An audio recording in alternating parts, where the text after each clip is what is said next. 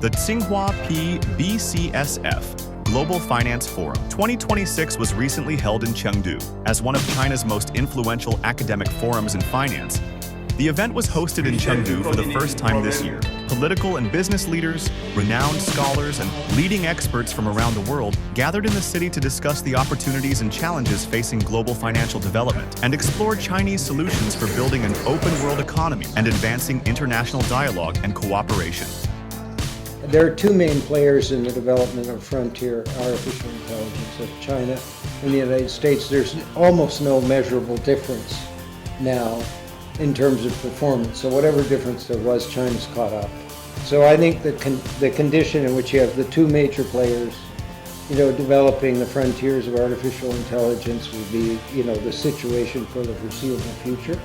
The rest of the world can benefit enormously. China's very focused on adoption, diffusion, and deployment and application of it in beneficial ways across the economy, and I think that's a good thing. I mean, that's part of a balanced policy portfolio that not everybody has, especially in China. You have advances in mobility. Robots don't fall over as much. They can operate in difficult terrain. I expect China to be a major center of advanced robotics, mainly because in manufacturing and distribution, China's a huge market share in the global economy, like 31% on the manufacturing side. So that addressable market, the benefit, is enormous in China.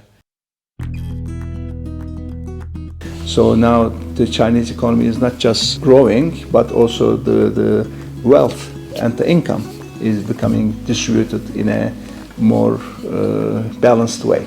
And every time when I come to China, I am amazed with the level of technology China is being able to build. And now China is a leading country in many fields of technology.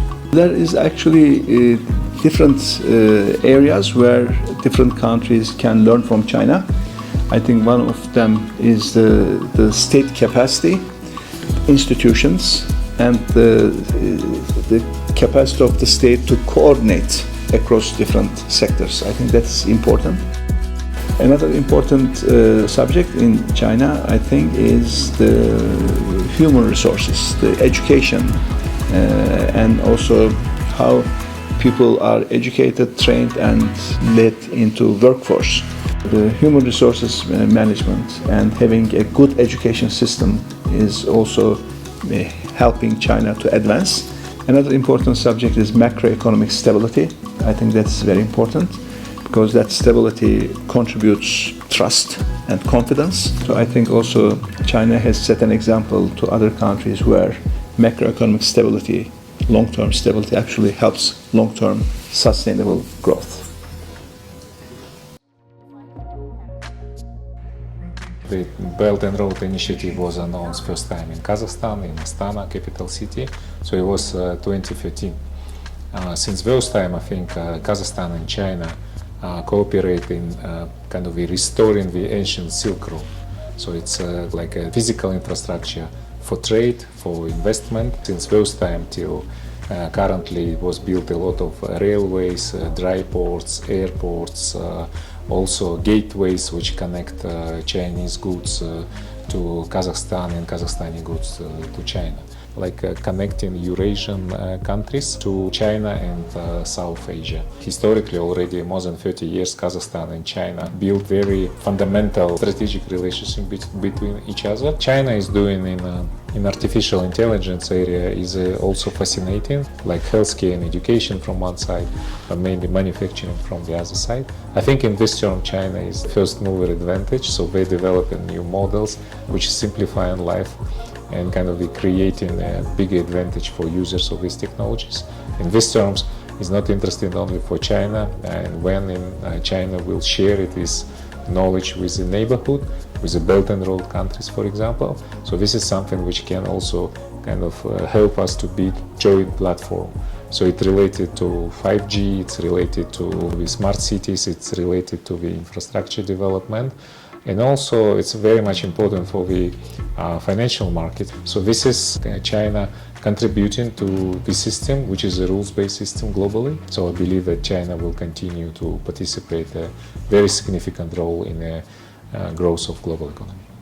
Chengdu has long enjoyed a profound financial heritage. The world's earliest paper currency, jiaozi, was born here, opening a millennium-long legacy of finance and commerce. Today, as a major hub in Western China and a core engine of the Chengdu-Chongqing economic circle, building on its deep financial foundations, the city is accelerating the development of a financial center in Western China.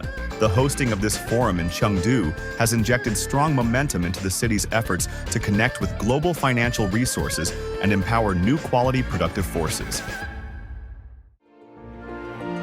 This is my very first visit in Chengdu. What struck me is that the city is green, full of green. It's a livable place, so to say, which cannot be said about every huge cities in the world, including China.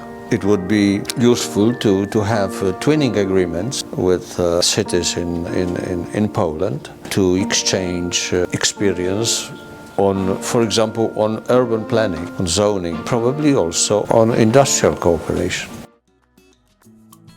It's my first time in Chengdu. This is a highly informed opinion. So I mean, my sense so far is that potential is fairly large. I mean, it's culturally different, interesting.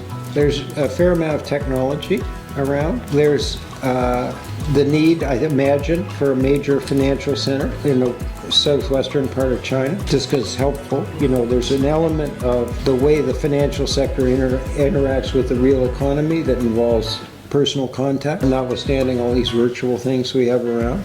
I mean, we say in Silicon Valley all the time, you can't do this virtually. I mean, you really need to be there. So I think it's plausible. And somebody told me that there's a kind of corridor or circle that includes Chengdu and Chongqing and whatnot that's part of the development of this area. That sounds promising too.